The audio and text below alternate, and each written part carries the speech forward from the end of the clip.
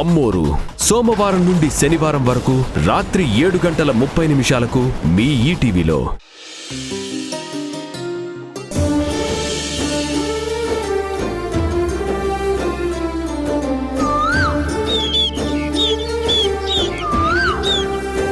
నేను చెప్పాక మీరక్కడ తవ్వితే 2 శవాల అస్థి పంజరాలు బయటపడతాయి.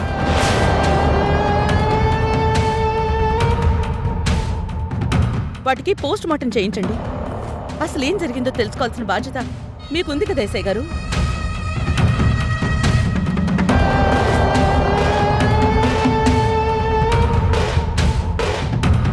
శభాష్ రాణమ్మ గారు, శభాష్ రాణమ్మ గారు. మనుషుల పట్ల మీకున్న ప్రేమ, దయా, కరుణలకు మీకు చేతులెత్తి నేను దండం పెడుతున్నా. అయ్యో, నేనేమంత ఘనకార్యం చేయలేదు. మీరలా దండం పెట్టకండి. పెట్టాలి, పెట్టాలి. మీ బాధ్యతకు నేనే దండం పెట్టాలి. కానీ నాకు బాధ్యత లేదని, నేనసలు పట్టించుకోవడం లేదని మీరు నన్ను అపార్థం చేసుకోవద్దు. ఆఫ్కోర్స్ నా ఆయుర్వేద క్షేత్రం పక్కనే నా పరిసరాల్లో ఇంత ఘోరంగా అలా శవాలు బయటపడితే అసలు నాకు సంబంధం లేకుండా ఎలా ఉంటుంది రాణమ్మ గారు?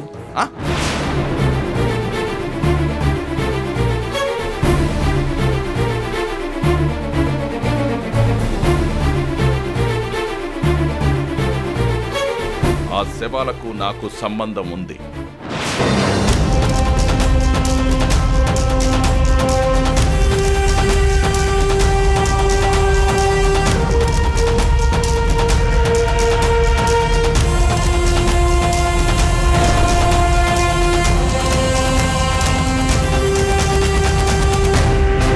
నేను ఇంటి నుంచి ఆయుర్వేద క్షేత్రానికి బయలుదేరుతూ బయటికి వెళ్తున్న ప్రతి క్షణం కూడా ఆ శవాలు నాకు గుర్తుకొస్తూనే ఉంటాయి.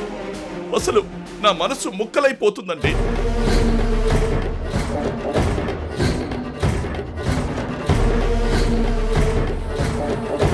ఇదిగో ఈ కళ్ళు కన్నీళ్లతో వర్షిస్తూ ఉంటాయి.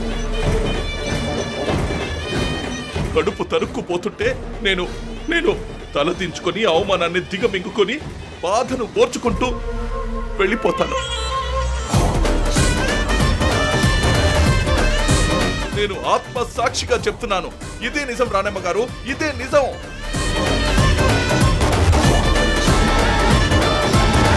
అంత బాధ ఉంటే ఇన్ని రుసులు ఎందుకు కోరుకున్నారండి? ఆ నిజాన్ని ఎందుకు సమాధి చేశారు? చెయ్యాల్సి వచ్చిందండి, చేశాను.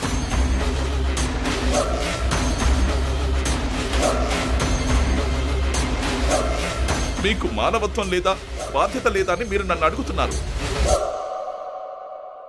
ఉందండి, ఉంది. నాకు బాధ్యత ఉంది, మానవత్వము ఉంది. ఇప్పుడు నేను నిజం చెప్పకపోతే ఇంకా నా అతిథుల ముందు నేను హంతకుండా అవుతానేమోనని నాకు నిజం చెప్పాలనిపిస్తుంది. చెప్తాను.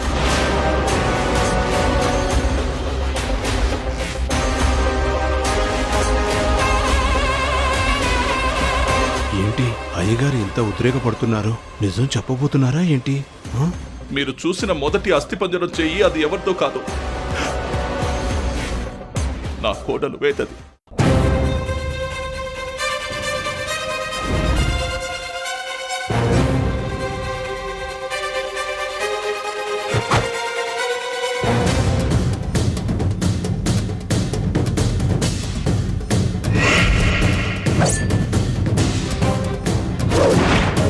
ఇంకో అస్థిపంజరం నా కొడుకు ధన్వంతరి వెంకటేష్ది.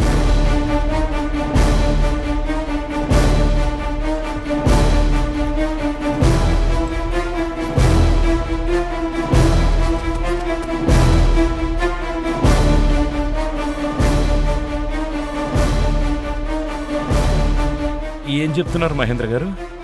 వాళ్ళు మీ కొడుకు కోడలా? అవునండి, అవును. ఇద్దరు హత్య చేయబడ్డారు.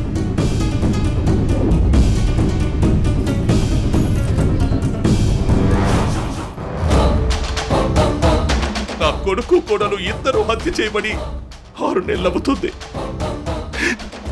ఆ రోజే నా సర్వస్వం కోల్పోయాను.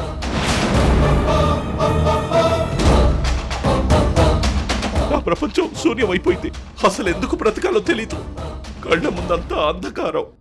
3 నెలలు నేను అసలు మనిషినే కాలేకపోయాను.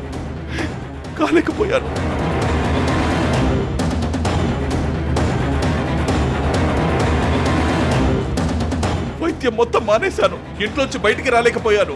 చిమ్మ చీకట్లో ఉండిపోయాను.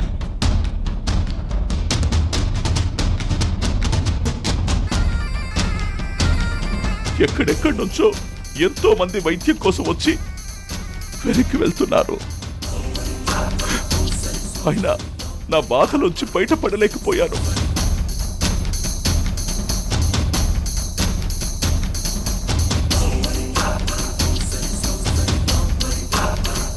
కొందరు పెద్దవాళ్ల అభ్యర్థనతో 3 నెలల క్రితం నుంచి వైద్యం మొదలుపెట్టారు.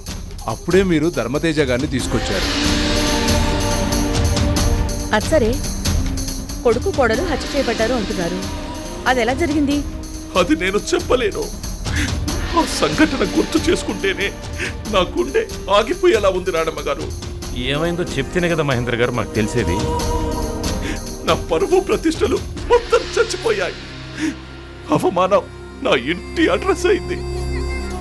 ఎస్ఐ గారు, ఏం జరిగిందో మీరైనా చెప్పండి. లేదండి, అది మహేంద్ర గారి ఫ్యామిలీ విషయం. నేను చెప్పలేను. మహేంద్ర గారు చెప్పాలి మేడం. నా కొడుకు వేద అనే అమ్మాయిని ప్రేమించాడు. ఆ అమ్మాయిది మా కుటుంబ స్థాయి కాదు. డబ్బు, హోదా ఇవేవి సరితూగే కుటుంబం కాదు. అయినా నా కొడుకు ప్రేమించాడని పెళ్లి చేసి కోడలిగా ఇంటికి తెచ్చుకున్నాను. కానీ తెచ్చుకుంది కోడల్ని కాదు. బంధాలు అనుబంధాలు తెలియని, వావి వరుసలు లేని పశువుని అని ఆ తర్వాత నాకు అర్థమైంది.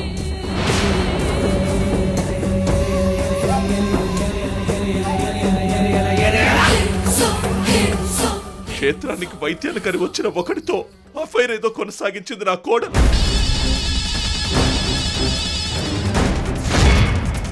అదే బరి తెగించి హద్దులు దాటిన రిలేషన్స్ తో నా కొడుక్కి తలబొబ్బులు తెచ్చి వాడి మనసుని మొక్కలు చేసింది.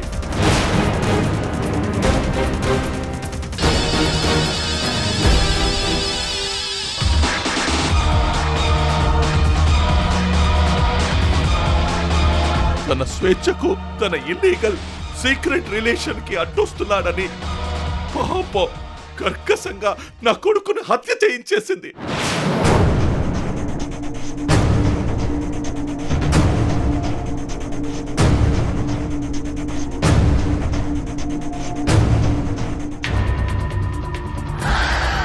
కానీ వాడు నా రక్తం అండి, నా రక్తం.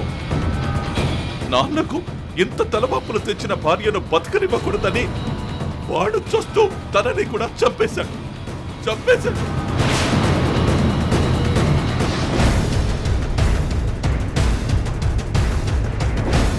ఓహో, కొత్త కథ చెప్పారు అయ్యగారు. ఆయుర్వేదంలోనే కాదు, క్రైమ్లో కూడా మీరు మాస్టారే. చుట్టుపక్కల ఊళ్ళో వాళ్ళు ఎంత దుర్మార్గురాల్ని, ఆ బజారు మనిషిని శ్మశానానికి కూడా తీసుకెళ్లడానికి ఒప్పుకోలేదు. అందుకే ఇద్దరిని కూడా అక్కడే పూడ్చిపెట్టాను. అదమ్మా జరిగింది. మర్చిపోవాలనుకుంటున్న గతాన్ని మళ్ళీ తవ్వారు. నా గుండె తరుక్కుపోతుంది. అయ్యగారు సీను, త్వరగా మంచినీళ్ళు తీసుకురా. అందుకే ఎఫ్ఐఆర్ కూడా క్లోజ్ చేశాను.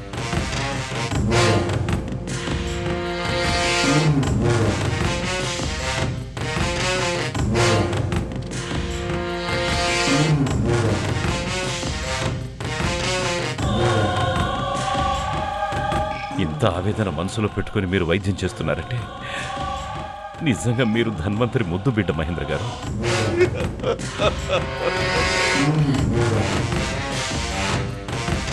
అసలు ఆ పాప నాకు ఏం చెప్పాలనుకుంది? తనెందుకు భయపడుతోంది? నాకేం అర్థం కావట్లేదు. అమ్మా, ఆ పాప పిచ్చిదేమో. అవునత్తయ్య, నాకు అలాగే అనిపిస్తోంది.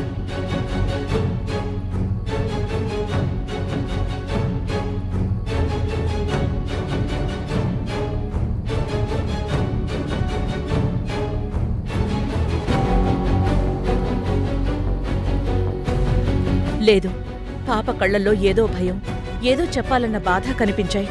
నిజం ఇంకేదో ఉంది.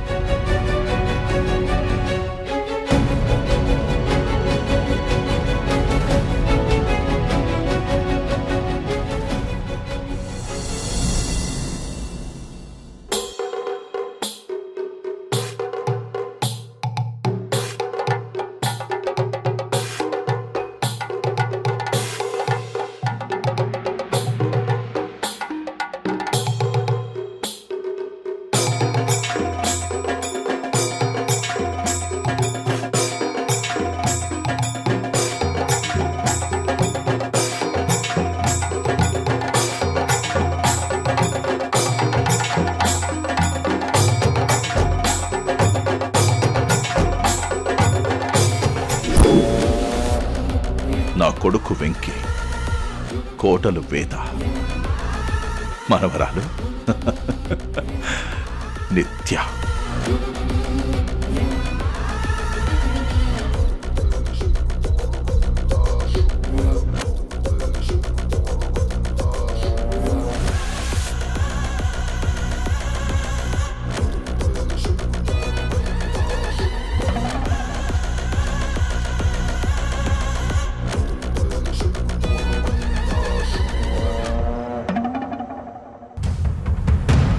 ఈ రాక్షసుడికి బంధాలు అనుబంధాలు లేవు, అనుభవించడం ఒకటే.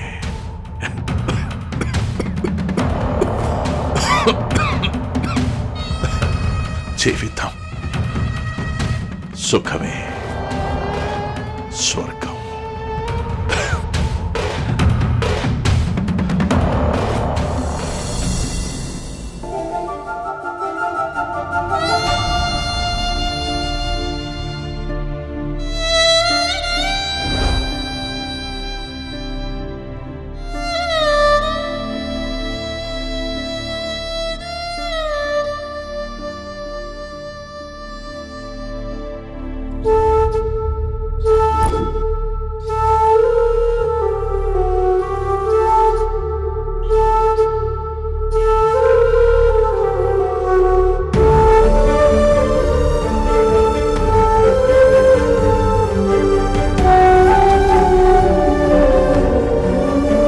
క్షేత్రానికి వైద్యానికని వచ్చిన ఒకటితో అఫైర్ ఏదో కొనసాగించింది నా కోడలు.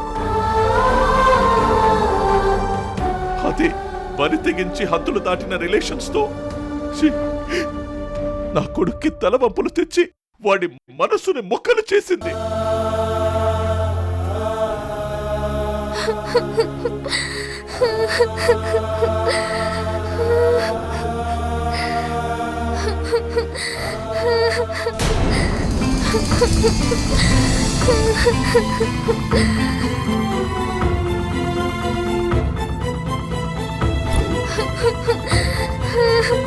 పాప ఏడుస్తుంది.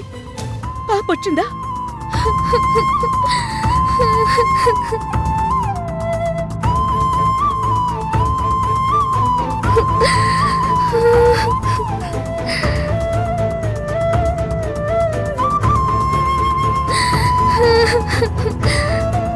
పాపా, పాపా,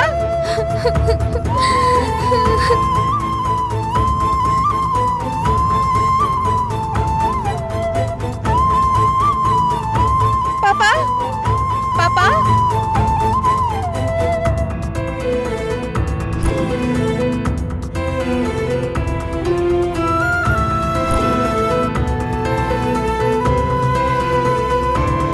పాపా, పాప ఏడుపు వినిపించింది. కనిపించట్లేదేంటి? పాపా, పాపా.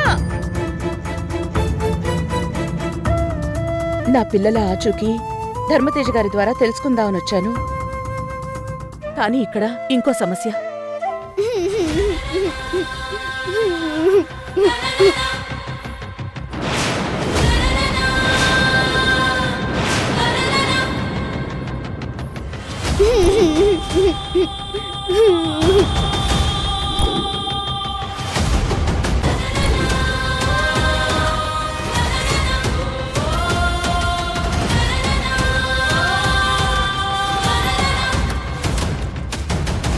చాలా ఆశ్చర్యంగా ఉంది ఇన్స్పెక్టర్ గారు.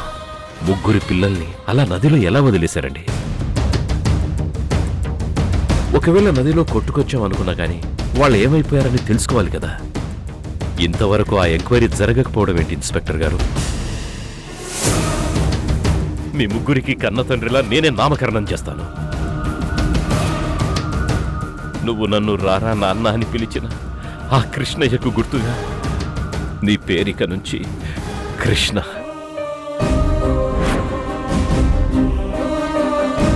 నీ పేరు కార్తీక.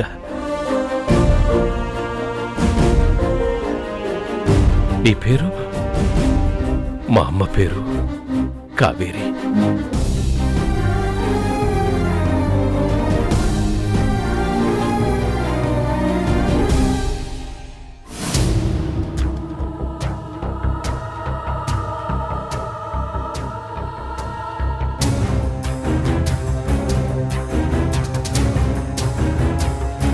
నువ్వు నా పిల్లలకి తల్లిగా నా ఇంటికి రావాలి. ప్రియకి న్యాయం జరగాలి అంటే నేను మీ బిడ్డలకి తల్లిగా రావాల్సిందేనని నిర్ణయించుకున్నాను. ఆ పిల్లలెవరమ్మా? మా రానమ్మ పిల్లలండి. వెంటనే ఈ విషయం రాణమ్మకు చెప్పాలి. వెంటనే ఈ విషయం రాణమ్మకు చెప్పాలి. రాణమ్మా, రాణమ్మా!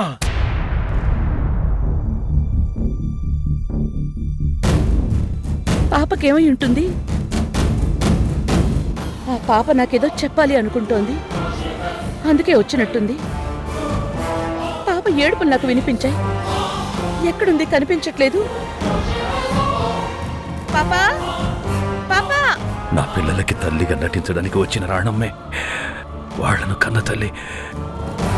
ఈ విషయం వెంటనే రాణమ్మకు చెప్పాలి. ఇది నా ఇల్లు కాదు. నాకంత కొత్తగా అనిపిస్తుంది. నేనెక్కడున్నాను?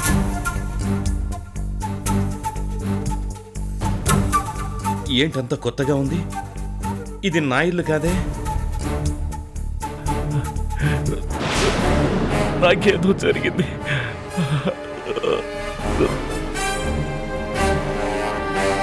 వెంటనే రాణమ్మకి ఫోన్ చేయాలి.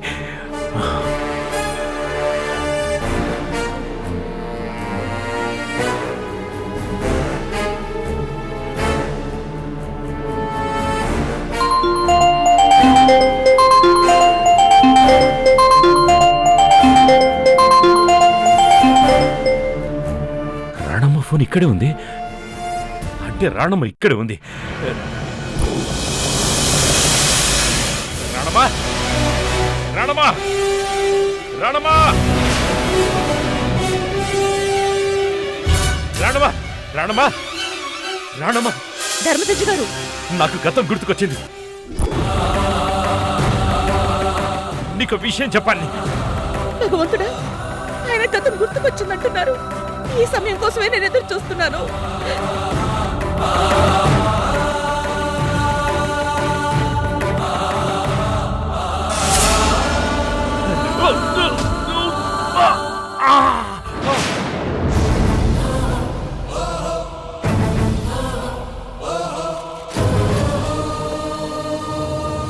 ధర్మతజ్జి గారు, ధర్మతజ్జి గారు, ధర్మతజ్జి గారు, లేవండి. ధర్మతజ్జి గారు, దెబ్బలు ఏమైనా తగిలాయా? మీకేం కాలేదు కదా?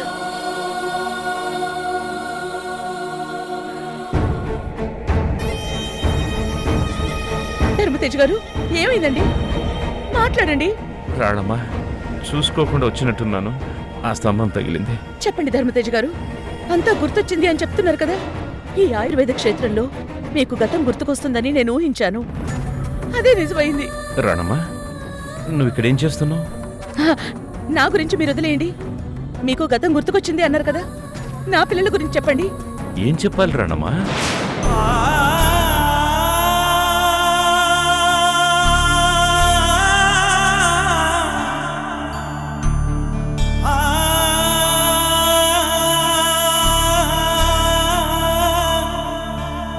గతం గుర్తుకొచ్చింది అన్నారు కదా, ఏదో విషయం చెప్తానన్నారు కదా.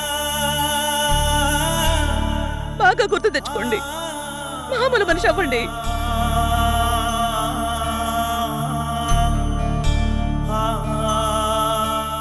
ఏ నిత్య, నువ్విక్కడే ఇక్కడే మీ అమ్మ నాన్నల సమాధుల చుట్టూ తిరుగుతున్నావని నాకు అర్థమవుతోంది.